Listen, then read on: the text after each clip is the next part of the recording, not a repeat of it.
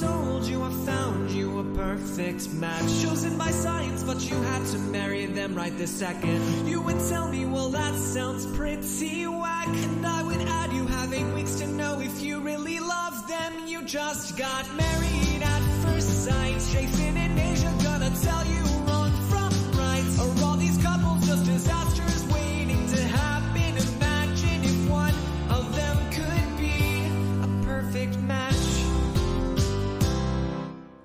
Welcome to A Perfect Match, where today we're talking Married at First Sight, Season 18, Episode 2. I'm one of your hosts, Jason Reed. With me, as always, I especially manifested her for this podcast, Aysha Welch. Aysha, how does it feel to be manifested? It feels amazing. It feels like I just emerged. It feels like I am an alien from another planet. I just feel so rejuvenated. And because of that, I wrote you a poem. Oh my God. Yes. So, Jason, how do you perceive podcasting? How do you believe podcasting? Does the mic pulsate in your hands as you podcast? The end. Oh, that was the end. Okay. Not sure how I feel about the pulsating mic bit. But okay. And look what have it. I also wrote a poem. Oh, This was not to you though. This one's to the audience. oh, okay.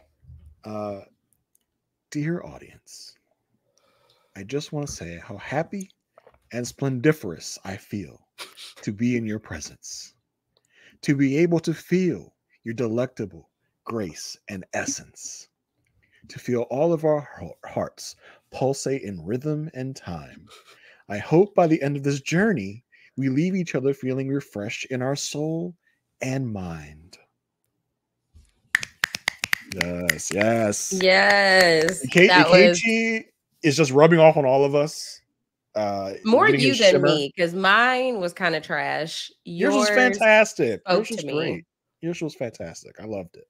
You know, loved it. some people freestyle, some people come prepared. You know, my mic is pulsating. I feel like I might need to get that checked out because I don't think it's supposed to. But Now that you mention it, I can't hear you.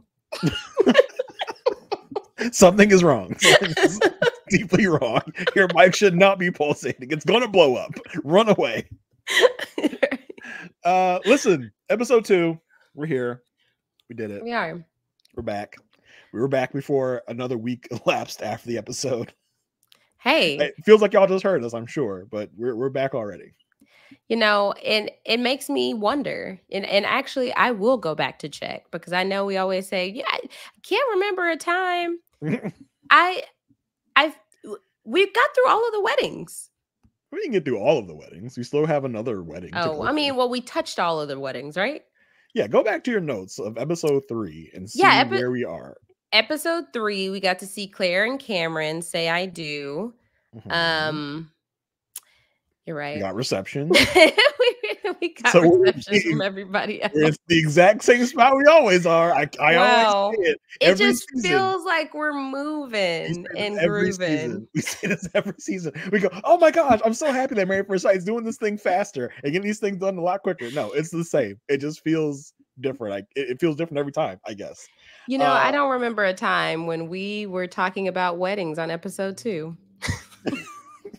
It only happens every season. I don't know if it's the pace feels faster, or it's just because I think here's the thing.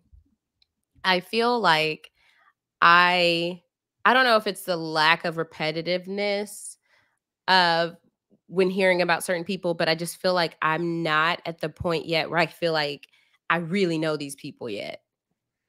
Yeah. I feel there's some repetitiveness when they're talking. Like I feel like from one moment to the next, it's the same thing they're saying. But I mean, maybe it's the people. Maybe it's I don't know. We don't have a big gimmick to really hone in on anyone that they're really hitting us over the head with. Yeah. So maybe it's that. I don't know. But yeah, we're here. We got through 3 weddings, 3.5 weddings. Mhm. You know, next time we're gonna see David's reaction to Michelle. Spoiler alert! I think he's gonna be okay. I think he's gonna be all right. Right. I don't think he's gonna yell and run away. I think he'll be okay.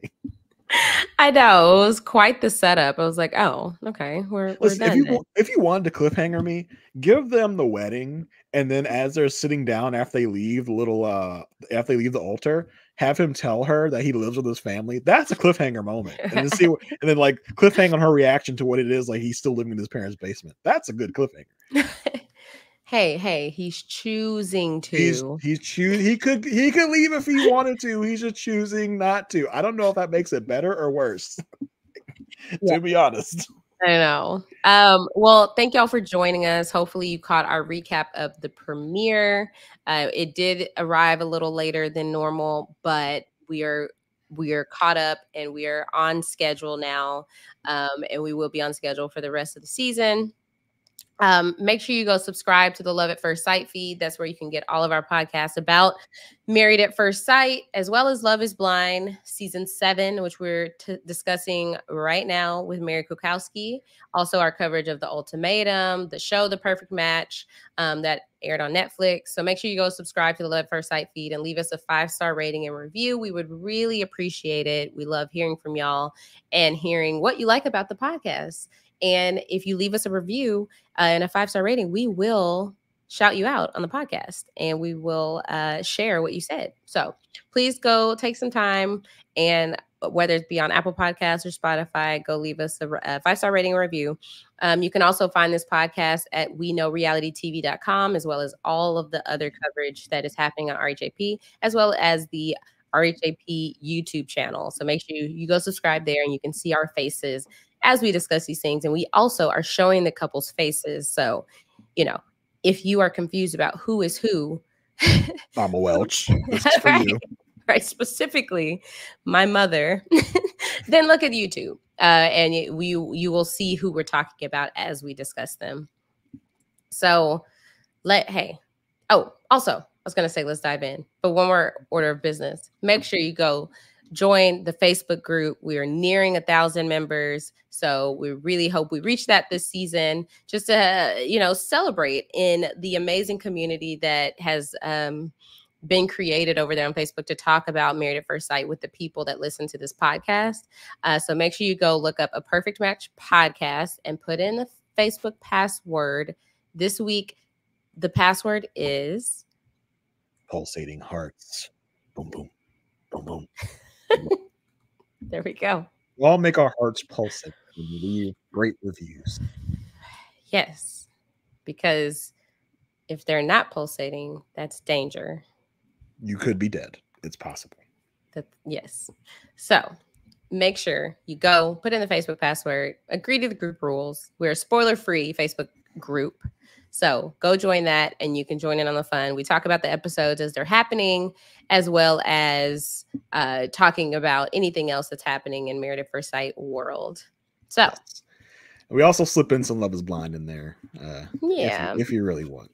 Right. All right. So we're gonna start our couple's journey this episode, picking back up with Madison and Alan. Last we left them, they were Madison's going to walk down the aisle. We pick back up with her. She says, she's not sure if she's going to find him attractive, but she does have a fear of it not being magical. But she loves fiercely. She's going to love whoever's down on that aisle. Of course, when she turns the corner, Alan sees her. He's like, "God damn! Wow, wow!" As we knew he would. Listen, for her part, she's all smiles as she's walking down the aisle. We don't see a look of like disgust or like a not who I thought. She's like, okay. Yeah, she seems to be vibing with this. Do you remember the show Johnny Bravo? Of course. Doesn't he have the same tone of voice? I guess. It's like I've been, I'm gonna start there. I'm gonna start with Johnny Bravo. The more I hear him talk, the closer I'll get to I don't think his like. Maybe the deepness of the voice, but not like the I'm just tone. thinking of the depth. Yeah. Okay, not the way. Yeah, he's not. Yeah, not that at all. Thank you very much. Right. Yeah. Right. That was Johnny Bravo's thing. Right. But I do think it, and obviously I do get I got the perception that she was attracted to him before she even heard him speak. But I will say, I do think You thought the voice is going to ruin it for her? No. I think the voice helps him. Okay. I feel like the voice makes him more attractive. Okay. I don't know. So what you're saying is people dig guys with deep voices. That's what I'm hearing. Not when they're forcing it. Okay. Who's forcing it? I don't know what you're talking about. She gives him a hug. And he of course he says, you're so beautiful. He feels like he won the lottery. She brought the banana with her. You're gonna need some tea. she's like, hey, I brought the banana. I'm sure everybody else in the audience is like, okay, is there a banana here? But we'll it's okay. We'll overlook that. She's like, make sure you have a snack. Yeah.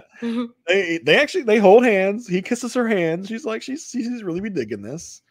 I think something that maybe is going to be a trait with Alan. He can't stop cracking dad jokes. Yes. They find out each other's names, and he's like, so we're like Allison. We're like Medallion. Yeah. It's like, okay, great. So Madison's, we get to the friends and family part. Madison's friends and family want you to know that she is cheerful, social, and a light of any room she enters. She's hardworking. She's summa cum laude. She was summa cum laude when she graduated from college. Her lowest grade ever was an A-. She is adventurous, spontaneous, loves to travel. They tell a little story about how she got expelled from Oktoberfest for standing on a table and chugging a beer. But she is loving and caring, and she will always have your back. Alan's friends and family want you to know he has many dimensions. He captivates everyone he meets, has eclectic passions, loves Germany. So at that point, it's like, oh, okay, there's some relation here. They both like to go to Germany. He's like, I just went last week. Last few months, I was there. Right. He is eagerly awaiting to share his world with someone. We get to the vows. She promises to be supportive, to be his cheerleader, to be honest, to build a partnership with him, listen to his hopes and dreams. She'll be vulnerable and always make him feel seen and heard. She can't promise she's going to fold the laundry right away. She will sleep with her mouth open. She will have bedhead, and she will crack bad dad jokes. Is that okay? Another thing they can relate on. See, it's all coming together. His vows is he pledges to embrace the unknown, learn and understand her, be her companion and confidant, and rock in joy and sorrow, to communicate and build a foundation for love to grow.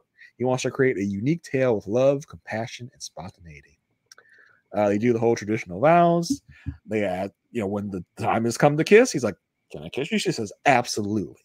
And they kiss. I'm thinking the vibes are vibing right now. Things are going pretty well.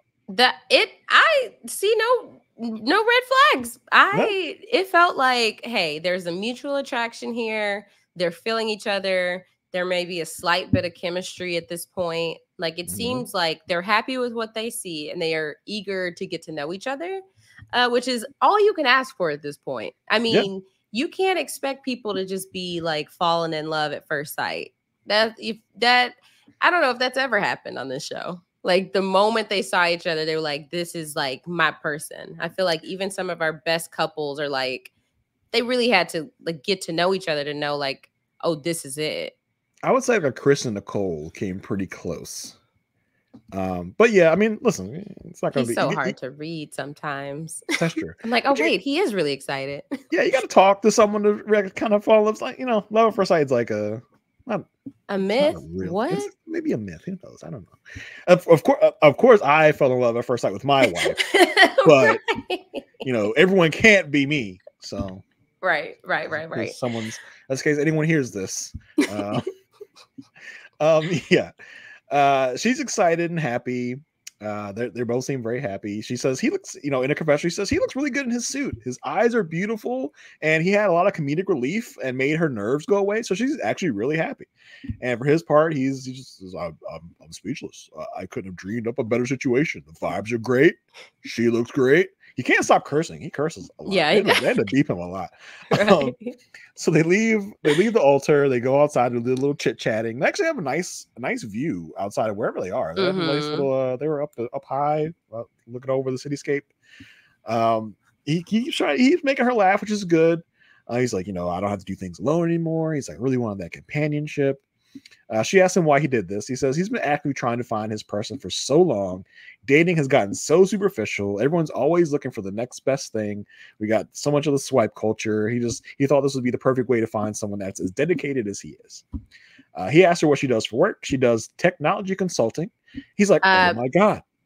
Yeah. Is that you? Exactly what I do. Yeah. Right. I was like, that sounds like what Aysha does. Like, pretty sure that's her job. When she said technology consulting, I was going to say if I was the Spice Girls, but their ears don't go up. They're just floppy.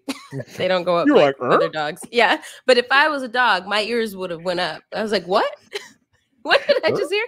And then she said, and then he asked on, and she says, HR software. And I said, that's exactly what I do. I was like, do you work for the same company? Did you look up her name in a company directory? We don't work for the same company. We don't work on the same software.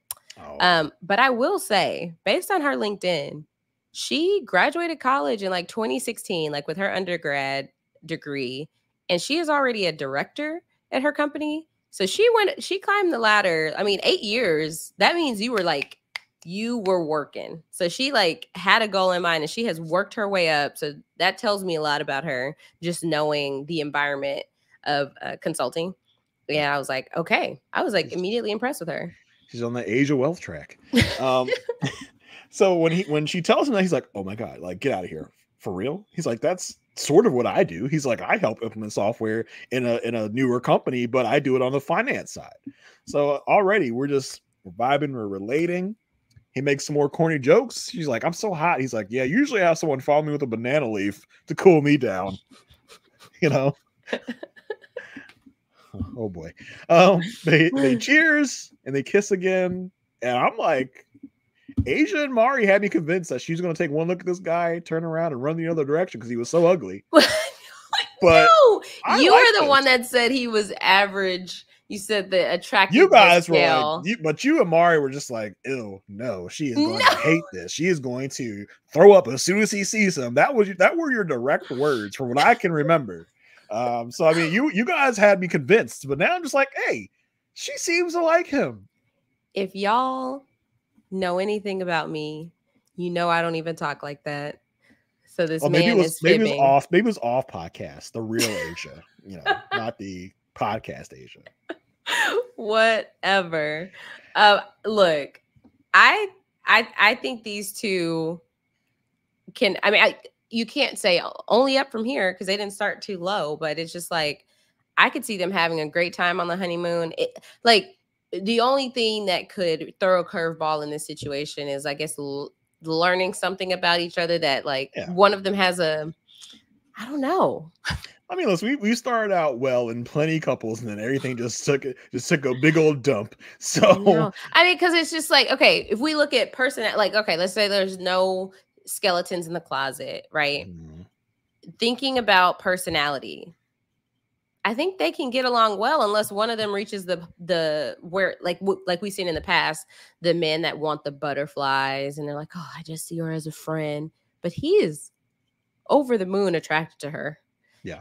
And then on her end, she seems to be very pleased. And so I think she's like, listen, I think she would say he's not a supermodel, but I mean, I don't need a supermodel. I'm fine. This is fine. This is good. Is he a good guy? Is he loyal? Fine, great. I don't need a Abercrombie and Fitch model. I need a pretty boy, as you said last episode. She may see, pretty boy is subjective. She could see him as a pretty boy with the way that his beard is cut. Yeah, I know you and Mari want to put a bag over his head, but I don't think he's terribly ugly. Like you guys are trying to convince me of. Have never said that. Check the tapes. Please do. Check them. I think it would be. I know I'm speaking way too highly. Easily something could happen. Yeah. You're just like they're going to be one of our best couples. They're saying yes on decision day. Yeah. Easily. Yeah. Pump the brakes. There's plenty that can happen. Listen, that will derail this thing. We know this show. There's so little time to have hope. So let me have it. In the Facebook group, people have been talking about the cheating scandal and making guesses. And a lot of people guessed Madison and Alan, contrary to what we were saying on the pod last time. Mm-hmm. So with David and Michelle, yeah. They can't catch a break. No, everyone's clocking them as one of the definite couples that are involved in this somehow. They're like, if they're happily married, they're gonna be like, they're gonna be so mad. What is it about us that made you think this? You don't know me. We don't know you. We don't know any of you. We're making complete speculative guesses. Exactly. Maybe you need to work on that. You know, that we thought that you were going to be cheaters off. Right. We should have. Yeah, you should have never made us think that in the first place. So really, it's your fault. You really think about it. Don't look at us. Yeah. So hey, I like them so far. I think they're so far so good with Madison Allen, with Maddie Allen. Medallion. Yeah. Yeah. Let's go on to Carla and Juan. Okay. Yep. We're getting ready for their wedding. And so we're getting her side of it first. And she said, getting married at first sight is exactly who I am. Chaotic. Messy. Not sure what this is going to be. Low success rate. Oh, man. Full of drama. Lacking of love. Like, what does she mean? What about this is you? Have you seen the show? A Low Rate Love is Blind. I was like, wait a second, girl. What is that? She says she's so used to fully surrendering herself to the universe. She feels like her and her husband, who she has not met yet, are full, like they're both mentally prepared. She says she's been manifesting this since Christmas. And she feels like she is like in a family that has set the bar so high that has caused her not to decide not to settle in any past relationships, which is why she's here where she is now. And she just feels like she loves him already. She said she loves him for just going through this process. Carla, there are a lot of guys who have gone through this process, and I can guarantee you should not be in love with them. Maybe take some time, take a minute, and then decide that you love them or not. And get to know them a little bit. There's been some real trash. There's been some real trash that came through these Married at First Sight doors. Right. Don't go over declaring your love just yet. Cue our off-season top 10 worst husbands podcast that we have not done. That we will never do. Right. So she gets dressed. She has her dress on, and her mom has written her a letter. And basically says, like, you're doing it your way. You march to the beat of your own drum. I love you to the moon and back.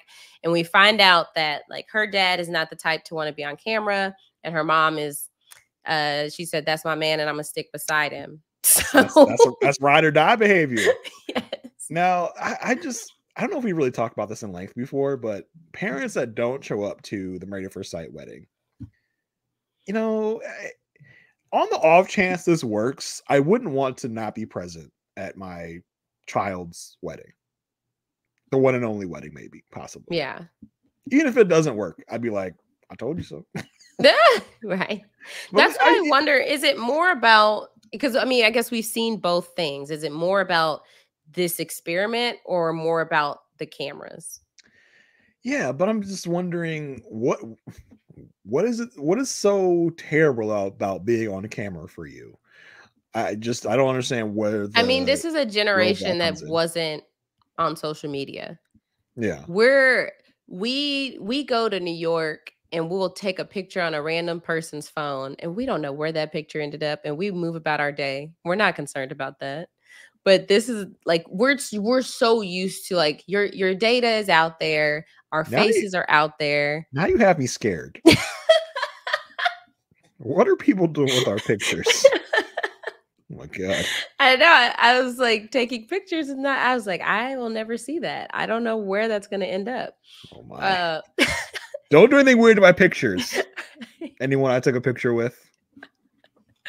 But it's like, this is a generation. Everyone, obviously, who's on the show, they're our generation. And so people, the older generation, they are not used to social media being just the cameras are going to steal their soul or something. Like, it's like your social security number is like hovering over your eyebrow. They got that new technology. I don't trust it. Right. They can hack into all my information just by taking my picture. Right. Not gonna get me. You're not gonna get me. And I always wonder, I'm like, you could just say do not, like they could blur you out. Like you can just sign I'm not allowing you to show me on camera, but I want to be there for my child. I don't know. It's tough because every family dynamic is so different. And so, it could be the cameras. It could be the experiment. It could be that, there could be more to it because this was a sweet letter from her mom, but it also could be like, but I don't agree. I don't personally agree with how you're doing this. Mm-hmm. And so therefore I feel like by me being there, I'm supporting it. Correct. I don't support this situation. I support you because you're my daughter, but I don't want to confuse things. It could be so many reasons. I don't know. But my thoughts but what if it works though? What if this actually is the love that's meant to be, and you weren't there for the first meeting of your child and their spouse? That's going to be an awkward Thanksgiving to have when your child and your spouse come over like, so you didn't come to our wedding? What up? Like, I don't know. It's weird. It's just not something I don't think I would do. Even if I was thinking, this is dumb. Like, this is stupid. Mm-hmm. This isn't going to work. I think I'd probably still show up and be like, this is dumb, right? But I'm here. I'll still walk you down a little aisle, but right. Yeah, imagine the year. Especially me, sweetie. I've seen this show. You don't want to do this. Like, what is it right now? 2024. Let's say the year is 2034, and your daughter is like, okay, hey, back up to like 2040. Back up to 2040 when she's allowed to start dating. Exactly. Yeah. 2040, and she's like, look, there's this show called Married at First Sight. It's on season. The reboot. They brought it back. It's a reboot of this old show that used to be on. I used to talk about that show on the interwebs, right? With President Welch. You know her, right? You know who she is. You used to podcast with me about that show a long time ago. The billionaire that turned president, Aysha Welch. Who was Survivor one time? You remember that? Yeah, her. You would go to the wedding? Yeah, why wouldn't I go to the wedding? Okay, that's good. If anything else, it'd be a fun time. Mm-hmm. Just to see the spectacle and be like, it ain't gonna work, but I'll show up. Right. Just so I can later say, remember when I was at your wedding and I told you it wasn't gonna work? Yeah. And she's crying her eyes out, signing those divorce papers. Right. Told you. She is very touched by this letter from her mom, so much so that she has started crying and ruined her makeup. Makeup retouch. Wait, that looks like a full redo. Like that's not just like get a little beauty blender and it was smooth line. That is going through concealer, foundation, like all kinds of stuff. And so she started crying. She finally gets like ready, and like she's getting ready to go in, and she like rubs arms with one of the bridesmaids to get more shimmer on herself. And since her dad's not there, her brother-in-law is walking her down the aisle. Then we go to his side. He is feeling very anxious. His dad makes a toast. He's in there with like a couple of his groomsmen and brothers. And Mr. Eye Patch, I gotta know the story behind the eye patch, because first of all, it wasn't fastened very well. It was like I could almost see what's going on with your eye. Like I just need to see like what's going on. Just enough. Yeah. So his dad makes a toast, and he talks about how like Juan talks about how his life has just been full of unknowns. He starts to cry, like, and he's like, the unknown has worked for him. That's just been his life. That's been his life story, is dealing with the unknowns, and that's kind of brought him here. he's talking to his family, and he's like, I know, I need to compromise a little. I know I'm not that easy. So I know that's good. I was like, uh-oh, like what are you referencing? Yeah. Like a little peek of a red flag is coming up like, ooh, what does that mean? What does Like, that wait, mean? do you know yourself a little too well? So if the ladies weren't already melting at Juan's, just his look, the fact that he gets so emotional, and he's like, the unknown has been my whole life. They're just like, Juan, oh my God. What? They're just throwing their panties at the screen like, Juan, take it, Juan, take it. You went there. The audience just melts for Juan. He's so emotional. You gotta love a man with some emotional intelligence who is just like not afraid to wear his heart on his sleeve. Yeah. And so he asked his parents, like, do you have any last words for me? And his mom tells him, like, okay, just have a good friendship with her. And his dad said, good luck. I like how his mom's like, behave yourself. Yes. It's like, okay, am I getting married or going to the first day of school? Right. First day, going to get married, Mom. His backpack. First marriage on a little sign they make you like taking pictures. First day of marriage. Day 1. Love language. Quality time. Favorite snack. My favorite subject, love. Favorite activity, dancing salsa. Yeah. Oh, and so he goes to the altar. He walks down the aisle to go to the altar. He thanks everybody for being there, and he starts tearing up. And he's like, "Oh my gosh, sorry. Like, I'm just, I do that." I just wonder. I'm just so sensitive, I get choked up a lot. I just wonder what her bridesmaids were thinking. Like, they had to be thinking, like, "Oh my gosh, she has hit the jackpot." Like, I know they probably wish they could text her right there in that moment. Not like that Uggo Allen, huh? What talking about him? Oh my God. So she walks in, he's smiling ear to ear. She's like, hello, mister. And they introduce themselves. Hold on. You didn't get she kissed the finger and she went like this at him. She like crunched her finger up at him like.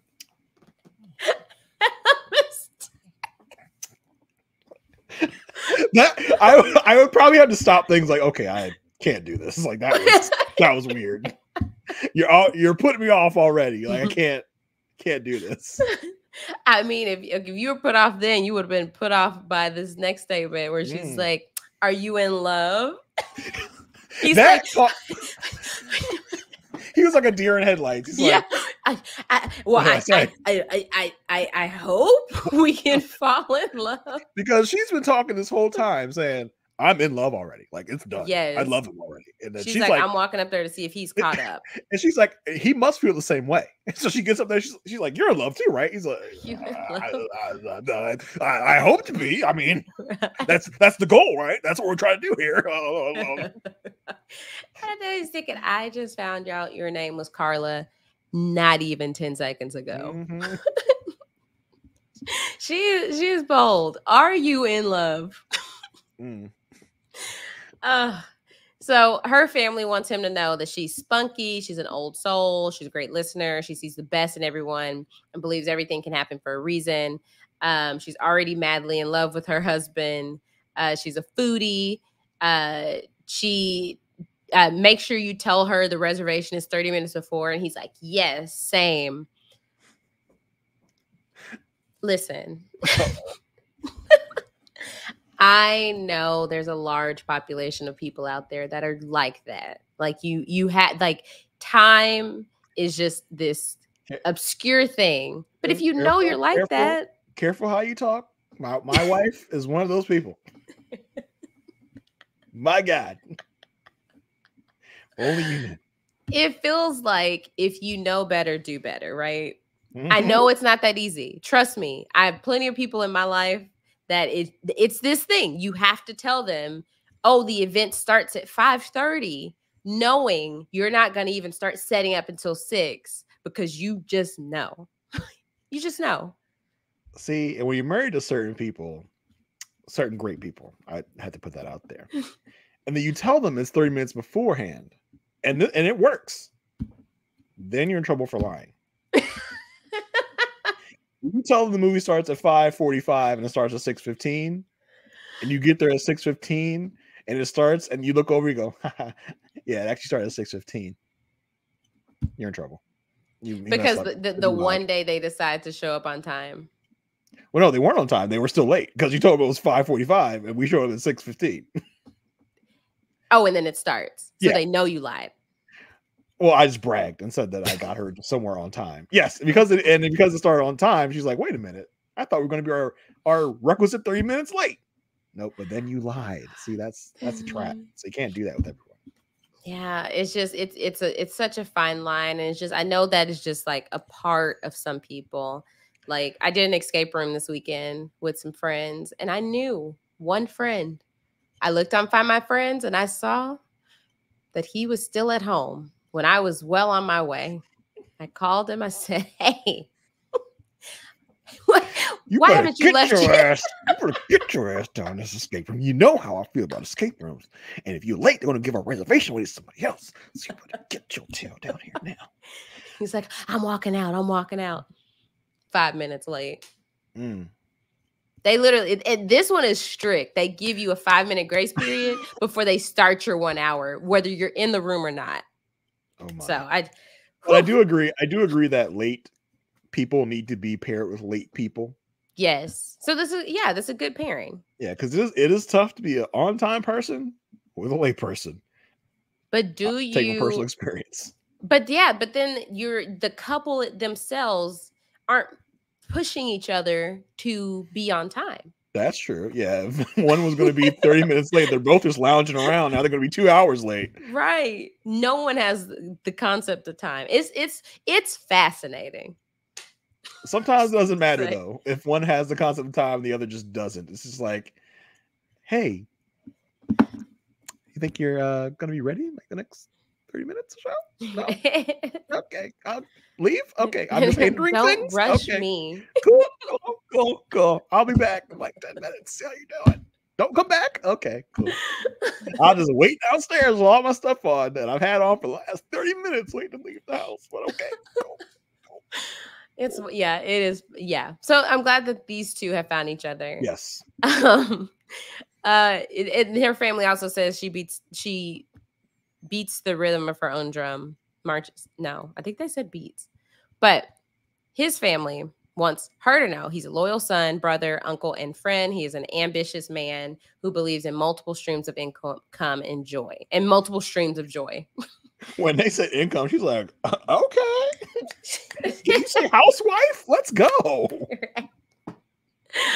Oh, so it's time for the vows. And she's like, okay, she believes everything happens for a reason.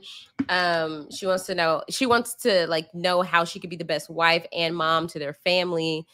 She's glad she's been patient in her life and didn't settle. She chooses him and she offers all that she is. He, in his vows, says that he's choosing to embrace the unknown. So he eagerly says he talks about like wanting to be partners and soulmates. So all of this, yeah, like you were talking about earlier, a lot of this is repetitive of what we heard about her. We heard about her embracing the unknown, and now this is like our third time. You could probably write these vows and these things yourself and be pretty close and guess what these people are going to say, because it's a lot of the same stuff. Right. So they do say I do. They do kiss. And the consent was running wild with these couples. I was like, I think the only ones that didn't were and Ikechi, because she like leaned in. Well, I think he was unsure. Yeah, he was. He was about to, and then she's like, she didn't even stop to say yes. She was just like, oh. She got him. She went in for it. Yes, I was like, he was definitely about to ask, and I don't know if that is like accredited to like how this cast is skewed older. Mm-hmm. But I thought that was just interesting. Yeah. So they're both so happy. He thinks that she is so beautiful. Her hair is pretty. He can tell she's gonna be fun. They sit down. She's like, I couldn't picture you, but like because I was being so open. She said she is a really deep person. That worries me. When you self-proclaimed deep person. Yeah, he's I'm very deep. Usually they're not.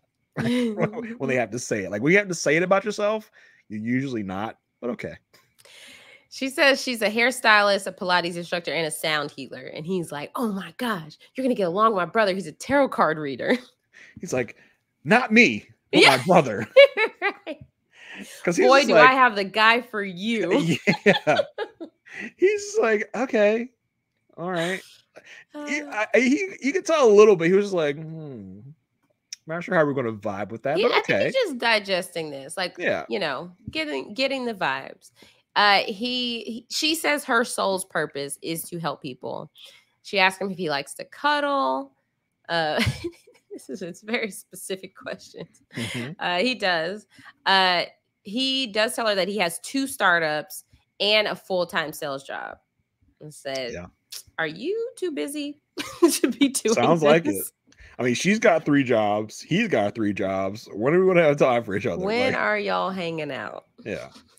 I mean, I guess that's what happens when you are at this age. You have devoted yourself to your career. So you are somewhat like all in to what you are doing on a day-to-day basis. But then it's like, where does that leave room for love? At this point, you know, developing a love to get to the point of like being like lifetime partners. He shares he loves going salsa dancing. What? She does ask, so how often do you go out? When someone asks that off rip, that means she goes out like 4 times a week. He says, well, you know, I'm pretty busy during the week, but on the weekends, yeah, I like to go salsa dancing. She's like, oh, I need to learn salsa. And I feel like her thing is, oh, you only go on the weekends? Ooh. I go out a lot more than that. That was my thing. I picked up from that. I was like, ooh. Usually when you're asking that, you're just like, I just want to see if we vibe like on that level. Because I go out Mondays, Wednesdays, Fridays, Saturdays, and Sundays. He's like, I might get out on Saturday night, but I don't know. Like, and that's a maybe, like probably a couple times a month or something. He does like traveling, but he really likes traveling to Colombia. And she says her family is a big Latino family from Mexico. So her family is so cultured in like the Mexican culture. And so it was like, okay, ding, ding, ding, ding. This is exactly like he wanted someone who could understand his Latino side and his American side. And so I was like, okay, we're okay here. But then we find out he's like, I'm so excited about this because I've never dated another Latino. And she's like, I haven't either. That made me be like, maybe my Carla Juan scandal thing isn't so bizarre. That they both are obviously had experience with other cultures and other ethnicities, and they're in love, Jason. Yeah, silly me. They are already in love. At least she is. They can't be part of this cheating scandal. I don't know. I feel like it's giving more credence to my. I don't know. It just really boils down to who is willing to do something that absurd. I mean, listen, we've already zeroed in on one couple that we see specifically one person in my mind. I'm like, yep, you're the F boy that's gonna cheat. Got you. Now we're like, it's all about finding the wife. It's all about the spider web coming out of David. Like, which of these 4 other wives? I'll tell you, I think it's the unexpected. We'll see. So yeah, I felt good about them. It's still green flags for me. I mean, maybe like a pink flag on her end, because it feels like she may be, even though I think they're close in age, I feel like she may just be in a different season of life. Like she's still enjoying, like, whereas she may have 3 jobs as well, but it seems like their idea of having a good time may be different. Yes. Yeah, that's the only thing that I think their personalities are a little on different, levels, different planes. So that's going to be something that I'm going to be watching out for. Yeah. She's very like carefree and, as she says, go with the flow. He just seems kind of regimented and like very serious. Even though he says he likes to have fun and stuff, I feel like he's gonna be a more serious person. She's gonna be less serious. So that's where my hesitation comes into proclaim them in love already. Yeah. Yeah. All right. Let's go out to MM and Ikechi. We come to her. She's chanting, "I'm going to see my husband again." And she's gonna do it again in this episode. She did it last episode. I was like, and Do you know where that's from? Isn't this some Beyonce thing or something? Don't say it. Don't downplay it like that. Sorry. Is it Queen Base saying or whatever you like to say? Yes. Okay. Is she like, I am going to see my husband. I'm happy to see my husband. And then they made it into like a song. MM says it a lot. It's on repeat. Yeah. Yes, it's like this for her. This is the one time she gets to see it. Unless she's gonna say it. Yeah. I guess the Married at First Sight was like, oh, that seems catchy. Let's keep playing it. Yeah. That is Beyonce, ladies and gentlemen. Yeah. In a confessional, she says she feels great. Her stomach is in knots, but she has spent so much time on her career and her life that she's ready to experience life with someone else. Her family talked about the fact that, we're not surprised that you ended up finding an alternative way to find your husband, knowing who you are. We check in with Ikechi. He arrives. He says he knows this is crazy. He meets up with his people. He says he hopes that, she's amazing. She's radiant, ambitious, goal-driven, someone that he inspires to be and is inspiring to him. I said, wait a minute. Isn't that the same thing? Yeah. Don't you want to be inspiring, or you just want to be inspired by your wife? That gave me that perked my ears up. I was like, You want someone to look up to, or you want someone that's equal to you? Right. That was odd to me. I'm telling you that it's continuing that theme of I'm saying the things I think I should be saying. Yeah. His friends ask him, so what is marriage to you? He freezes for a minute. He's like, ooh. Didn't think you were going to ask me that question. Yeah. So, you stumped me. Yeah, he thinks for a minute. Marriage is compromise, a bond and friend. It's almost like he wrote down his arm for the test. He's like, marriage is compromise, a bond like no other, and a friendship. He's like, I hope to have what you guys have in your marriages, because I see you guys, and I see what a marriage should be. And it's like, so are you like play acting at what marriage is? You just see what a marriage should be?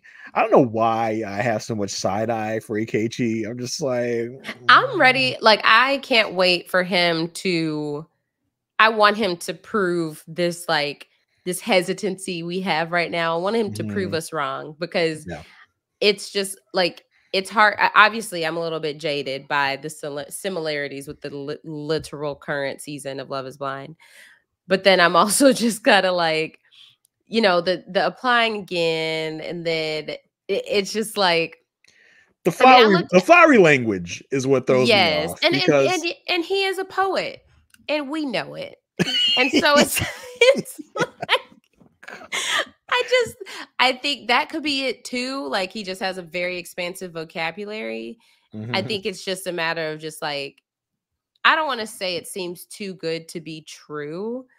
But it's just like, when we see him in action with her, then I'm like, okay, now it can be applied to her. It's not just like the marriage itself that he's idolizing. Yeah, put your money where your mouth is. Like, don't just say it, prove it. That's what we want to see. And because we've been so burned before with people that that have all this language and then don't back it up when it comes to it. And like Shaq. Like Shaq, like a lot of the men on these shows, that I think we're a little bit snake bit. So when someone comes in saying all these things, we're just like, you're one of those. We're just a little bit jaded, okay? Yeah. Like, we've been watching this show for a long time. This is our 18th season watching this show. Like, I mean, You're gonna have to prove it to us. I'm sorry. You just are. We've been burned too many times. Right. But he says, I want to write my wife a poem. And his friend's like, okay, go ahead. He's like, oh, you want me to do it now? I'm like this. Oh, okay. Cause I was thinking maybe I'll do it later, but you want me to do it now. Okay. All right, cool. But he tells us it's not about being haphazard or this is an accident. This was manifested. This was meant to be. His friends ask him how this came to be. He says, write about how this. He's going to write about how he came to this moment. That's what he's going to put in his little poem. In confessional, he says he's been afraid to unleash his creative side before because people just seem to fall in love with that aspect of him. But he wants to be really open and vulnerable with his new wife. His friends talk about, so what's made you be picked this time? Like what's different than last time? He says timing is everything. He's glad he wasn't picked before. Obviously, he watched that Houston seasons. Like, glad I dodged those bullets. Right. He says this has been long in the making, and he feels like he didn't miss anything by missing that opportunity. I feel like they would have met. Like, okay, let's think of the Houston season. Who could he? I think he would have been with Michaela instead of Zach. Oh yeah. He dodged that bullet. He was like, no. I was good not being good. on the Houston season. Yeah. Yeah. So his friends start talking about like, you're going to be the leader in this relationship. How are you going to back that up? He says, I don't want to play with anyone's heart. It's like I'm in this for real. His friends tell me, listen, you're a guy that can find the best in anyone. You believe in people more than they believe in himself. And they just hope that his wife matches him in that. He does receive a gift from his soon-to-be wife, MM. He gets like what do they call those things? A decanter? Is that what those? I think that liquor sounds bottle? like the proper word. It's a holder of liquor. Okay. Yes, and some liquor and some glasses to have the decanter that does look right. Yeah, that are dressed up in the husband and the bride and groom clothes. So for her, we go back to her. She says, the unknown is nerve-wracking. She's a big planner, but she's just coming as she is right now because that's all she can do. But she hopes that she gets what she wants, and she hopes he gets what he wants in her. She says, I'm 35. I've achieved all my career goals, and I'm ready to be with someone that's ready for it to be a full-time husband. It's good to know that her partner is someone that's also committed to being married. She gets a gift from her friends. It's a locket with her dad's picture in it. Her dad recently passed away, so this is like very emotional. They say, we know that he can't be here with you physically, but we hope that that he's with you in spirit here. He says, if he was still here, he would have been here with you, rocking no matter what. And then I think this person is her sister. Sister's like, I went to go visit mom last night. She wants you to find peace. Her prayers for you are positive. She wants this marriage for you to be what you want out of it. And her spirit is with you, even though she's not here.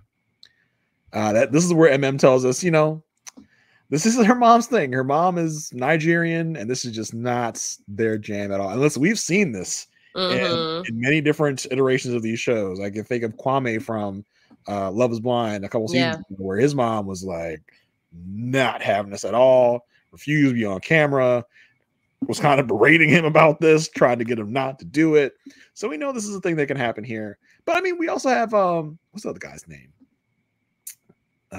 SK. Yes. His band is pretty supportive. But yeah, this can be a thing that happens in different cultures where they're just like, and MM says, with me publicizing finding a man like this, my mom was not about this at all. So she is not going to be here. Which is interesting because she's like, her mom does encourage arranged marriages, but not arranged like by me, the mother, not by producers. Right. So yeah, she tells us, mom's not going to be here, but she wants what's best for me. So and MM says she's following her heart. She can't imagine any other way she want to do this. And then we find out as she's talking to her family and friends that MM has actually been engaged before. But it didn't work out. And it sounds like from what the friends and family were saying that it's a good thing it didn't work out. Because it's a good thing that didn't happen. They said there is a reason you did not make it down that aisle. There were problems. Yeah. MM says, she's done a lot of taking care of other people. but she's ready for someone to take care of her. She's ready to have a leader in the relationship. And you know, I always get a little worried when people talk about leaders and doing things like that, especially someone that is so independent as MM seems to be. I know they say they want to be led, but then when someone tries to be leading them, they'll be like, wait a minute, hold on. Whoa. What you doing telling me what to do? Exactly. So we'll see how that works out for them. She does receive Ikechi's poem. It reads, "To my future, how do you receive love? What words do you need to hear? How do you perceive love? How do I show you what it would take for our hearts to simultaneously pulsate? Like a student attentively awaiting his lesson, I patiently anticipate. Bell rings. Class is in session." Oh my gosh. Yes, Ikechi. Oh my God. So they all love it, of course. It's like, oh my gosh, he's so. They're like, yes. They're like, bars? Come on, bars. Like, so good. It's getting ready to start. We're on our way out. She's doing her "I'm going to see my husband" thing again. Like, okay, get it. We got it. Wedding begins. Everyone's on the way down. He meets up with his mother. She says that, you know, she says, "I know that you're more than ready. I'm ready. I know that you're ready to give all." She's ready to give all of her love and support to him. She loves him. She's praying for him. She hopes his wife to be can see all the joy and brilliance he will bring to her life. He talks about the fact that he is an only child raised by a single mother. Join the club, brother. And he knows having her prayers and strength in this is beautiful. He walks down the aisle with his mom. He says, you know, he walks down. He looks at MM's friends and he's like, okay, yes, I see it. A good looking family over here. I was like, okay, cool. Apparently, he became like the life of the party when he got to the altar. He's like, yeah, who is this guy? So he's like, yeah, you guys are cool. I love you guys. Like, you guys are looking good. Do you notice that the officiant is his godfather? Apparently? Yes, I did see that. Interesting. Yeah, he does his little intro to her side. He says, all y'all look good. He's got super excited now. So he's ready for this thing. We meet back up with MM. Her cousin is there to walk her down the aisle. She tells him, you know, that she knows that her dad would have appreciated him doing this with her. They walk down the aisle. Everything seems good. Everyone seems to like what they see in each other. They introduce each other, and for Ikechi's part, he's like, we're good. Like, yeah, he's like, good job. She just kind of snickers and laughs. So MM's family and friends want you to know that she embodies humility. She craves nurturing guidance and loves a husband that can provide. Her ambitions and drive shape her as a force to be reckoned with. An unafraid boss chick. Yeah. A rarity deserving of love and protection. Buckle up for the journey ahead. His family and friends want you to know he has ambition, sees things through to the end. We're not going to meaning we're going to stick this thing out to the bitter end even if we hate each other until the end. I know you say that now, but wait until week 6 so y'all can't stand each other. We'll see if you stick things through to the end. He is creative. He wears his heart on his sleeve. Has stories that will leave you laughing. He has long anticipated her presence, and he has been writing to you for years and molding himself for you. What was he used to see? He was like, what? 3 years ago? 13. That was like 2 years ago or so. Probably. No, not just 2. I can confirm. Oh, I mean, we're in 18 now. This is like 3 years ago, 3 or 4 years ago. Yeah, because if it's season 13, that was in 2021. He's done like 3 more years of molding because he said he was ready back then. So he's done a lot of molding. I'm super ready now. Yeah, I mean, gosh. So yeah, we get to the vows. His vows of he goes, "Girl, where you been?" Yeah. He says, years of prayer started turning into years of doubt, but he has learned that love takes time. He's going to give her peace and space to create and the ability to relate. It started to turn into a prayer. I'm not sure where that came in, where he was like, all right, everybody bow your heads. Right. She took it out and bowed her head. Yes. It turned into a prayer. I legitimately was wondering where I missed it, where everybody turn your attention to the Lord, because oh, we're praying now. Okay. I said, I just imagine everybody in the audience be like, oh wait, we're supposed okay. Like it's when you bow and you're like looking around. Like yeah, he says, and don't forget her faith, her purpose and passion. Wash away her impurity and self-doubt. Help her understand what love is all about so that we can show the world what love is all about. Amen. When he said I'd be like, amen. Said, we were praying? I missed that this was a prayer. I thought he was just chatting it up with her. But when he was in the middle of it, she had her head bowed. I was like, oh. Maybe it was. Is this like a prayer poem? What is this like? Because it started rhyming too. Look, maybe it was when he said, like, we pray for you because we're the praying kind. And that's when the prayer that was the cue. Commenced. that was the cue. I said, I missed the kickoff. Aren't you supposed to say something like bow your heads? Like this is common courtesy for prayers.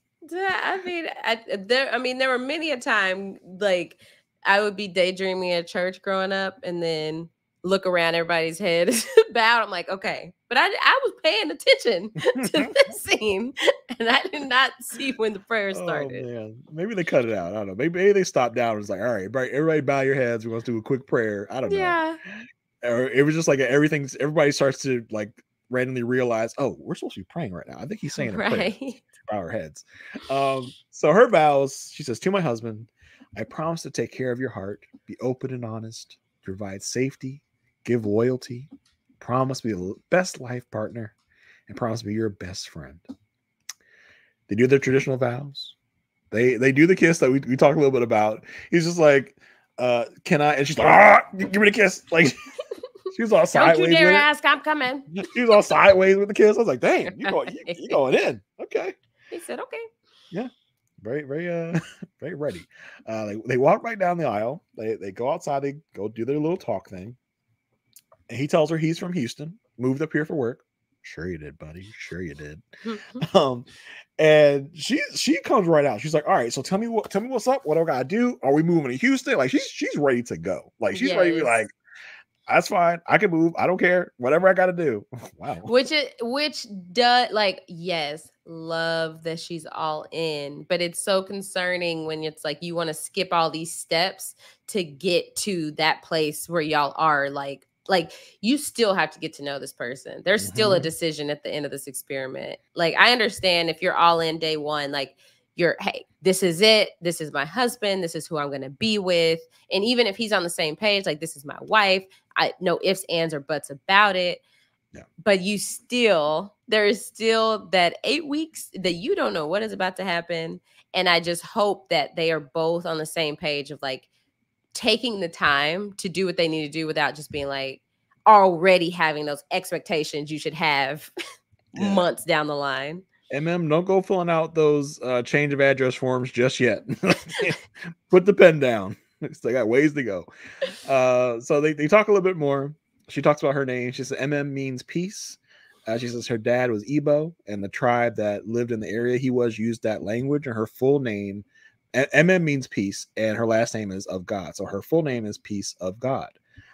He says, well, my name also comes from the Igbo language, but no, my family's Igbo.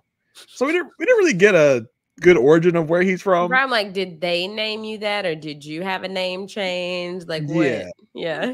He says his name means God's power. His last name is Warrior, so it all fits together. They're both very impressed with each other. She asked for a little more, this is where she goes, if I got to move to Houston, that's what it is. What do you do? What's going on? He tells her he works in education as a college counselor. She tells him she is a nurse practitioner. He's like, oh, that's great. I wanted someone that kind of served the people. That's what I told him I wanted. He said, I wanted a black woman, and I want someone that served the people. He said, she better be black. That's what he said. She said, look, and I said, I want a man who dates black women. Hey, we in here. So they're just like, hey. Yeah. It's a hit. It's a match. Right. So he says, I moved here for work. He says his boss encouraged him to actually do the Married at First Sight process. I mean, he did tell her that he applied to be in the Houston season. He did come out right with that. Yeah. He did, which was shocking because that seems like something you might want to like sit on a little bit to see how you're going to present that information. But he said, "I'm gonna throw it out there now. She has an issue with it. It's day one." She received it very well. She did. She's like, well, that it just meant that person wasn't the right for you at that time, and here I am. Your wife was just in Chicago. Yep. So listen, she was all well, that went well. It. I feel like MM is someone that really goes into things with a really positive, great mindset. I just really hope she's that all in. Yeah, I really hope she doesn't get the ultimate letdown down the line. But yeah, right. I mean, listen, vibes are vibing for all these couples so far. Like, I don't see the problem here.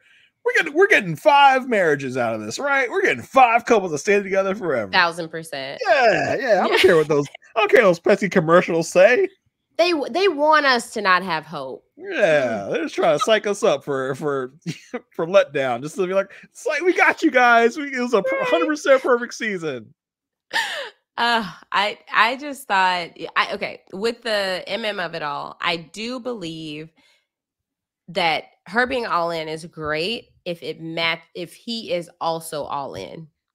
I think they have to match each other's freak in that way. Where it's just like, what? I forget you're not on TikTok, but that's a song. Oh, like, another TikTok. Is somebody gonna match my freak? You want to find somebody that matches your freak. That could be anything, Jason. I know what freak means to me. I'm just saying. I just hope that they're like they're matching each other, because if she's all in and he's hesitant in any way, there's just going to be this imbalance. And I'm still on the lookout for energy differences, right? Yeah. Because it seems like is always at a 10, and I don't know if Ikechi is going to be someone that sometimes he's not going to be in the mood to be around someone that is a 10. Mm-hmm. So that's what I want to look out for these two. Yeah. To see if that affects anything in any way. So that's where I'm at with them. But listen, so far so good. Yeah. All right, let's move on to huge segment. Huge, like most of the episode, honestly. Yeah, sure. So we have Camille and Thomas, and this is after their wedding. So now we are about to get them like sitting down. He says his wife is beautiful. He is very pleased. They sit down. We find out they're from the same area. Like he lived in a city that she also lived. He lived in that city for like 5 years, Champaign or something like that. Yeah, I guess somewhere in Illinois. I don't know. Yeah, somewhere. I'm from Texas. I very sheltered geographic knowledge. I barely know Texas. Anywho, so she reveals that her siblings are twins, and he's like, "Oh, I'm a twin." And then my twin is married to a twin. So they have tons of twins in the environment, in their proximity. He does explain his family structure about how he was adopted. She's like, "Oh, what's our last name?" And he says his last name is McDonald. And he's like, "Wait, I was going to make a joke, but I'll just say it." Yeah. It will not be heir to the McDonald's franchise. And he should just said my first name. No, that would have been corny too. I didn't want to say it. You might as well call me Ronald. Anywho, you really got a kick out of that. Someone had to. And then we just get a confessional from her just about how she has always wanted to be a wife. So she is just very happy in this moment. And that was it. Yeah, the end. Not even sure. I'm just not sure why we got that here. And just they said we got to put them on this episode. Yeah, we gotta visit all of our couples every episode. So this will be their segment. It's like, okay, you could have showed me this last episode. Yeah, we would have been A-okay. You could have taken a little minute and just put it in the last episode. Yeah. Okay. Last but certainly not least, David and Michelle.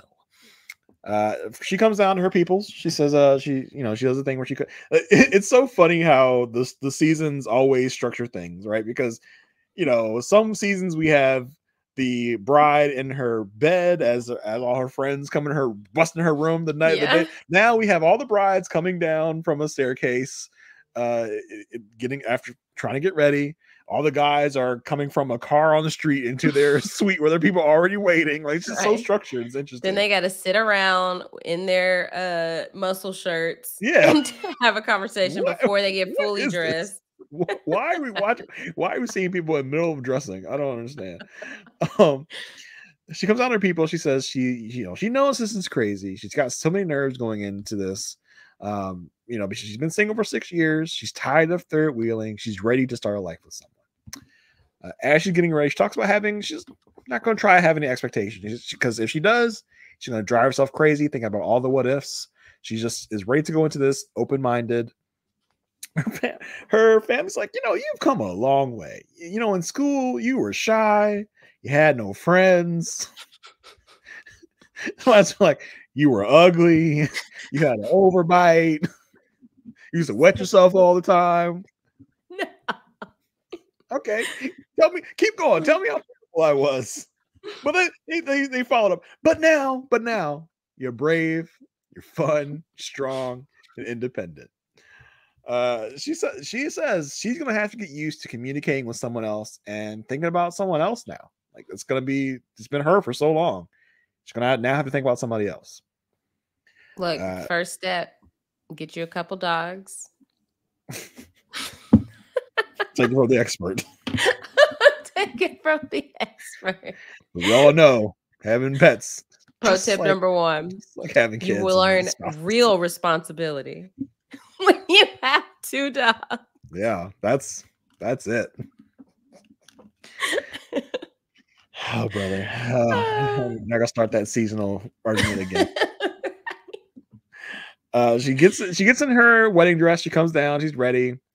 So she's not just nervous to see her friends and family, to see his friends and family. She's nervous to see her friends and family. She's just kind of nervous about everything. She's sweating profusely. They didn't even know that part, but okay. She's like, no, really, it's in all the folds. Did my crack? You don't even know. You don't understand. Really? Well, look at this. Look at the close up. David enters his suite with all his people. We find out that it's also his birthday, the day that he's getting married. He tells us, my brother and my father all got married on their birthdays. So is that not insane? That's crazy. That's nuts. Was he just like, hey, I know you want me to get married on this day, but can I switch? Did he ask to switch to someone? Be like, I know it's right around my birthday. Right on my birthday. That is such a weird coincidence. He's like, hey, can we start our experiment 3 months later so that we can do it on my birthday? Yeah, like, I know this is a summer thing, but my birthday is in October. Can't. What are the odds? His dad and his brother, you know how rare that is? Well, I mean, the dad and brother could plan it that way. Yeah, sure. They could plan it that way. Yeah, this is different. This is quite a happenstance that this production of this television show happened to land on your birthday. That is crazy. You can't make this up. Yeah. Maybe it is meant to be, and they're not one of the couples involved. Nah. David's definitely involved. David's in here. David's in it. But yeah, he believes that it's meant to be for this reason. Or is he just lying about his birthday? Who knows? He could be. If we go and find out his birthday, because when did they film this? Probably last year at some point. Yeah, probably. But listen, he's ready. He's ready to take morning shots with the fam. He's like, you guys want to do morning shots? Like, okay. All right, 36-year-old. In a confessional, he says he comes from a woman-dominant family. He lets us know, hey, listen, there's some bad bitches in my family that are strong and independent, and that's what he wants in a wife. His family also reminds him, listen, it's not just about you anymore. You got to think about another person. His little brother gives him a book that he got when he was getting married. It's a book full of things for advice for a husband. And his little brother tells him, listen, you're going to have to remember you have to listen, comprehend when she's talking to you. Don't react to things too quickly. Listen, communicate. Don't shut down, because you like to do that. Like, ooh, David's going to be fun. Dave's gonna be mess. I mean, I think we knew that even before that. Yes. Yeah. But I did just find out that this season was filmed at the same time as season 17. Oh, which is interesting. odd because that means that it's like filmed a long time ago. Well, not a long time ago, but It makes sense with the COVID seeming weddings, I guess. yeah. We're at the tail end of that. I don't know why they would choose to do that though. Right. Yeah, because we were like, why are they socially distanced? Yeah. But he assures us he's going to fight to this. He's going to fight for this to the death. He's seen several great relationships of great examples of marriage, so failure is not an option here. His mom and dad enter the suite. They got a bunch of balloons for his birthday and stuff. He tells them, you tell him he feels confident, but he's nervous. He gets emotional. He says, I want you guys to know I love you. I thank you for your support. Everything you've given me to be successful. Everything he knows as a man comes from his family. In confession, he says the nest he's leaving is a nest built from respect, loyalty, honest, comfort, and support. He's going to use all that to build something new with his wife. He's worried about how it will be seen that he lives with his family. He lets us know. Listen. I chose to stay at home. I just didn't want to pay rent. I want to actually own something one day. Yeah. Now, I get this mentality when you're 25, 26. So I'm gonna stay at home a little bit, build up something. But this man is 36 years old. Mm-hmm. Okay, like how long you been saving, my guy? But yes, he says he's worried about how that's going to look. He says he loves his family. He didn't want to be far away from them. He loves them, so he wasn't trying to leave the nest right away. He loves his family. Why would he want to leave his family? Yeah, well, I mean, why? Yeah. Why when you don't have to? Yeah, and he hopes that his new wife understands how close he is with his family. Yikes. Yeah. Which, he knows he does not have to live with them to be close with them. But I think he's just trying to make it clear that he could own something right now if he wanted to. But obviously, actions speak louder than words. And I guess if he's just like, why have my own space until I have someone to share it with? I think that's, I don't know. Yeah. I mean, I also think there's this mentality of like someone that's perpetually like, yeah, I'm going to be saving for my own place. And then they just can't get it together. And it just ends up going and going and going until you look up and you're 36. You're like, wait, what? Because the last time we've dealt with this was Mac. Yeah. I mean, and Mac has not been living with someone else for a long time. He was living with his friend's family for when he moved to Nashville. So I mean, it's not like he was consistently staying with someone since he got out of college. From what I gather from David, he's been in his family's basement for a very long time. Possibly right out of college, he has been with them, and no real breaks in between. I feel like Mac has lived on his own before, but David has not. Seemingly outside of college, maybe, but I think it also will be important how he approaches the subject. If he approaches it like, okay, I know you're about to judge me. Like, obviously he's going to say that, but if he treats it as like, okay, I have something to tell you. Right. I mean, it's all about perspective too. Like at 18, I haven't lived with my mother since I was 18 years old. Mm-hmm. So that's my perspective. There are other people out there that live with their family and are fine. Yeah. That's just my perspective. But yeah, they're on the way down to the altar. He's with his mom. She's like, oh, I'm going to have an empty nest. She says, yeah, but it's not going to be totally empty. You're gaining a daughter. And I'm going to convince her to come live with you. Live with you and me. He says, I'm not running away. I stayed as long as I could. He's like, yeah, you sure did. I gave it all that I had. Yep. He walks down the aisle with his mom. Michelle meets with her father. He's a very supportive guy. He's like, you look so pretty. That dress is so beautiful. It's like he doesn't know what he's getting. You're so special. Every decision you've made is mostly right. He says anyone would have concerns, but I know you're smart, you're strong. He says he's blessed by her and her mom and her sisters. And he's getting a beautiful girl. I was like, okay, you're going to look like it's a little too much. It's a lot. It's a lot, Dad. It's a lot. It's like, you're a beautiful girl, and I got a great family. And he's getting a great family. He's going to get more of me if he messes with you. I said, okay. All right, Dad. Sure, Dad's got a shotgun somewhere. It's ready. Sure. In confessional, she says she knows this is crazy, but it feels right. The moment has come. We're going to walk down the aisle and cliffhanger. Okay, so what are you predicting? Are you thinking they meet and it's fine? They're both attracted to each other? I think it meets and they're fine. They're attracted. They go out to talk, and he has to drop the bomb of he lives with his family. I think that will be our drama moment for them. Mm-hmm. I'm not sure what to think of after that. I think it'll be fine if he starts showing some of his, immaturity. Yeah, that's where things are going to go downhill. I think. Yeah, true. I think she's going to be plenty attracted to him. I don't think there's going to be an issue with that. They're going to be attracted to each other. She strikes me as someone who, like, she may receive the information about his living situation, like, okay, good to know. But it's not going to be an immediate, like, huge red flag. She's going to be like, okay. It's not gonna trigger her ick, as you kids say. Yeah. Immediately.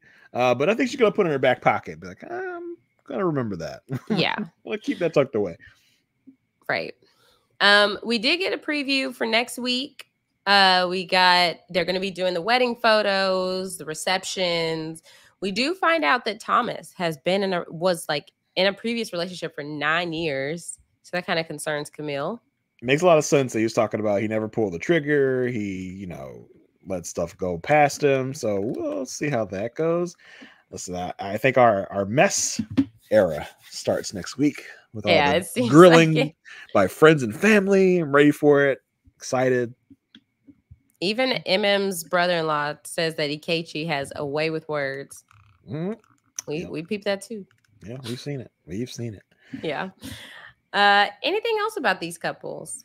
No, I'm ready to get into nitty gritty because it seems, for the past 2 episodes, you've heard a lot of the same stuff. And these meetings, nothing really stuck out these meetings, right? We've had some epic meltdown failures in meetings. Yeah. We've had some meetings that we came out of like, oh my God, that was the best meeting we've ever had. I think like a Michael and Jasmina was one of our meetings. We're like, oh my God, they are perfect for each other. Yes. That went bonding over movies. And But I didn't get any this time that made me go like, wow, they're made for each other. I'd also didn't get any that was like, wow, that's a train wreck. So it's kind of a middle of the road season so far. We're only 2 episodes in, but I really thought I was going to feel that way about Carla and Juan, but Carla just had to go and be a little quirky. She had to show her true self. She could be cool for a minute. For one second. Okay, awesome. Thank y'all so much for sticking with us. We will be back next week to talk about episode 3. We are moving. Married at First Sight just started, but we are already on episode 3 soon. So thank y'all so much for sticking with us. Don't forget to go subscribe to the Love at First Sight feed wherever you get your podcasts. Go subscribe to the RHAP YouTube channel. And if you can't figure out where to find us, just go to WeKnowRealityTV.com. Jason, where can people keep up with you? If you're still on Twitter, you can find me at JAYR1085. As far as podcasts go, I, of course, am here. And on this same feed, you can find me and Asia talking with Mary Korkowski about Love is Blind. We are wrapping things up. We got the episode this week, the finale, the weddings this week, and then we have next week the reunion, and then we'll be wrapped up with season 7. You can also find me on the Good Pod with Marissa Garza talking the Good Wife and talking Elsbeth right now, doing double duty over there because Elsbeth is back for season 2. We're talking about that when each episode comes out. We're also still doing a rewatch of the Good Wife that is also going into season 2. So if you're into either of those shows or you're looking to find a old new show, come check that out with me and Marissa. That's it for me. Asia, what about you? Yeah, so y'all can follow me on all social media at Aysha like Asia. That's AYSHA like ASIA. I had something else. You finish. Uh-oh. I don't have anything else. Oh, You took my one plug. Yeah, that's true. I have some breaking news. I made a discovery. Not sure if you know this or not, Asia. I might blow your mind with this, but there are other podcasts out there that talk about Married at First Sight. Wait. I know. No, that can't be true. I know. I was shocked to discover this as well. But I'm actually going to be guesting on one of those shows this week. It's a podcast called Altar Call. And I looked it up. This isn't a new thing. They've been covering it for a long time or something? It's been going on for longer than we've been going. Like, you mean if you like search Married at First Sight, they're like the first to come up? Who knew? Maybe I have a different Google or something, but I didn't know this existed until recently. Yeah, but I'm gonna be talking about this same episode over on Altar Call. So maybe you'll have a new perspective. Maybe. Who knows? But yeah, I'll be Altar Call talking with Tane over there. Listen, just shocked me right out of my boots. I was like, there's another Married at First Sight podcast? Crazy. Wow. You learn new things every day. Every day. Yeah. Just knock me over with a feather.